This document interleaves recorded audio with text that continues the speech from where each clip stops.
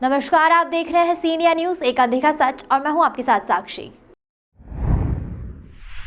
भाजपा के पूर्व मंत्री व पिछड़ा वर्ग प्रदेश अध्यक्ष गौरीशंकर बिसेन अपने एक दिवसीय दौरे पर इंदौर पहुंचे, जहां उन्होंने रेडिसन कोठी पर प्रेस वार्ता आयोजित की, जिसमें उन्होंने पिछड़ा वर्ग को लेकर बनाए गए कई विषयों पर मीडिया से चर्चा की। मीडिया से चर्चा करते हुए गौरीशंकर बिसेन ने कहा कि पिछले दिनों स्थानीय नेताओं के और पंचायत राज के चुनाव न्यायालय में याचिकाओं के कारण लंबित हैं और विधानसभा में सर्वसम्मति से एक प्रस्ताव पारित किया गया था, जिसमें मुख्यमंत्री ने रखा था और कांग्रेस के प्रदेश अध्यक्ष कमलनाथ ने भी सर्वसम्मति से इस प्रस्ताव को पारित किया। इस प्रस्ताव में यह मंशा थी कि ओबीसी के बिना चुनाव नहीं होंगे। उन्होंने कहा कि 2021 में भाजपा के पूर्व मंत्री गौरीशंकर बिसेन को आयोग का अध्यक्ष नियुक्त किया गया था, जिसकी घोषणा मुख्यमंत्री ने की थी और 17 दिनों में आयोग बनकर तैयार हो गया। उन्होंने कहा कि ओबीसी के मतदाता 2011 के जनगणना के आधार पर आंकड़े और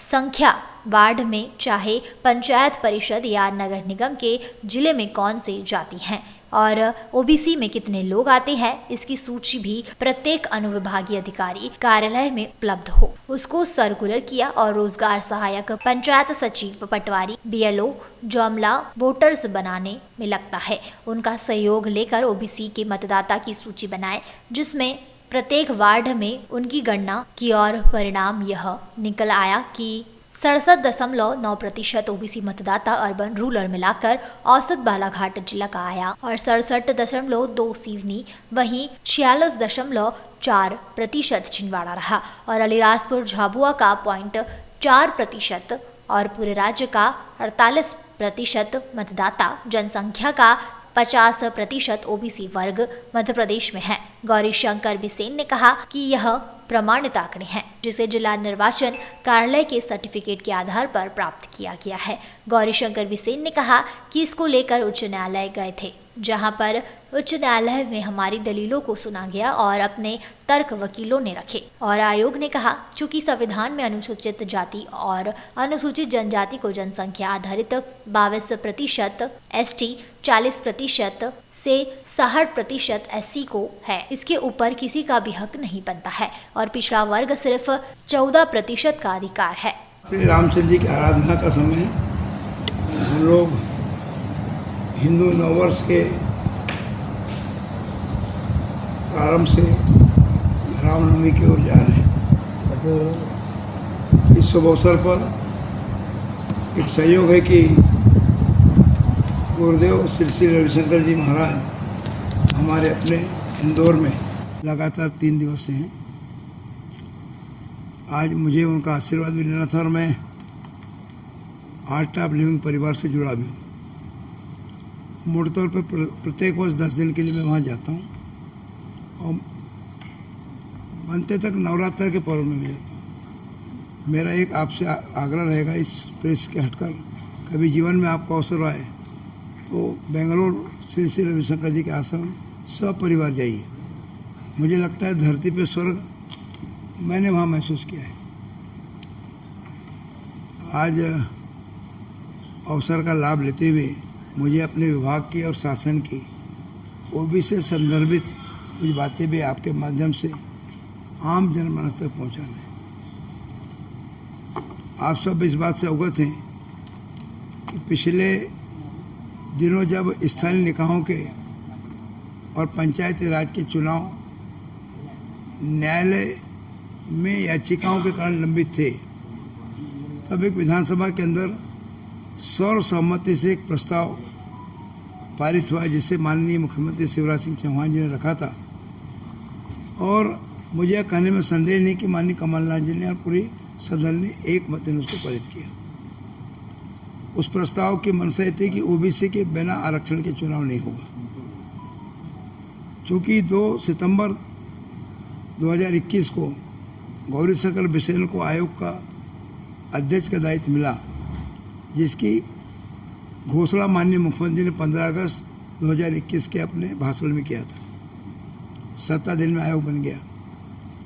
कुछ महीने बाद मेरे मित्र प्रदीप पटेल जो मऊगंज के विधायक हैं और बहन कृष्णा गौर कुछ माह बाद हमारे आयोग के सदस्य राज्यमंत्री दर्जा के साथ में बनाए गए। उस समय कोरोना का दौर था।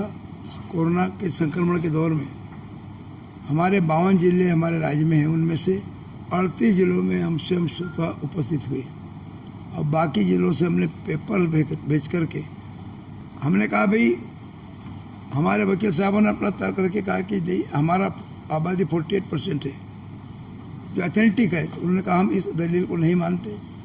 और फर्स्ट डे सुप्रीम कोर्ट माननीय न्यायालय ने कहा कि go to election without OBC reservation. Next day हमने कहा कि भाई ठीक है, हम आपकी बात को मानते हैं, लेकिन हमारे पास महाजन कमीशन जो 1980 में जिसे रिपोर्ट सबमिट की, राम जी महाजन बैतूल के माननीय हमारे विधायक रहे, कांग्रेस सरकार में मिनिस्टर भी रहे, बड़े सीनियर लीडर हैं, उनकी जो रिपोर्ट सबमिट हुई थी उसमें उन्होंने 35% आरक्षण की बात कही थी, लेकिन उसका कोई क्रियान्वयन नहीं हुआ। लेकिन हमारे पास आधार था जिसको हमने रखा। मंडल कमीशन की सिफारिशों को भी हमने रखा जिसमें 27% की बात आई थी। हमने कहा हमारा 21 आरक्षण हो, और माननीय न्यायालय ने 21 आरक्षण को स्वीकार किया। उन्होंने ट्रिपल टेस्ट की बात कही थी।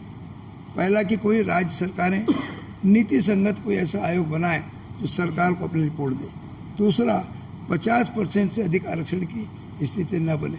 तीसरा, संवैधानिक संस्था इस बात को प्रमाणित करने के लिए दृढ़ रहे कि उसने किस तरह से तथ्य जुटाए।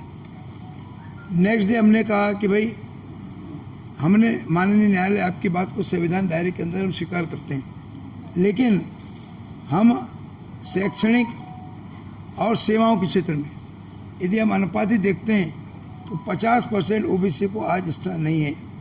क्या राज्य में आईएएस जितने पास है, यूपीएससी परीक्षा में जितने उत्तीर्ण हैं, उनमें 50% का स्थान है? नहीं। क्या पीएससी की परीक्षा में 50% है? नहीं है। क्या व्यापम की परीक्षा में 50% है? नहीं है। क्या स्थानीय कोई अर्थशास्त्रीय जो सर्विसेज है उसमें स्थान है? नहीं है। तो हमारे को यदि सेवाओं में और शिक्षा में अवसर नहीं मिलेगा तो ये समाज, ये वर्ग कैसे बराबरी पे आके खड़ा होगा। तब माननीय न्यायालय ने हमारी दलील को सुना और नेक्स्ट डे उसी बेंच ने हिंदुस्तान के इतिहास में पहली बार यह फैसला दिया। मेरी ऐसी मानता है पहला कोई न्यायालय है, उसी बेंच ने, उसी अदालत ने नेक्स्ट डे कहा go to election with OBC reservation up to 35%। तो ST/SC की उस इकाई में जनसंख्या, मतदाता संख्या को माइनस करके 35% तक ओबीसी को आरक्षण मिला है। इस दौरान पूर्व मंत्री गौरीशंकर बिसेन ने कहा कि फिलहाल चैत्र नवरात्र चल रहे हैं और इस शुभ अवसर पर एक संयोग बना कि श्री गुरुदेव श्री श्री रविशंकर महाराज 3 दिवसीय दौरे पर इंदौर पहुंचे हैं और आज मैंने उनसे आशीर्वाद लिया और आर्ट ऑफ लिविंग परिवार से भी जुड़ा। उन्होंने कहा कि मैं मूलतः हर साल 10 दिवस के लिए वहां जाता हूं और बेंगलुरु में श्री श्री रविशंकर के बेंगलुरु आश्रम में सह परिवार जाने की लोगों से अपील की है। उन्होंने कहा कि मैंने धरती का स्वर्ग उस आश्रम में महसूस किया है। तमाम खबरों के लिए देखते रहिए सी इंडिया न्यूज़, एक अनदेखा सच।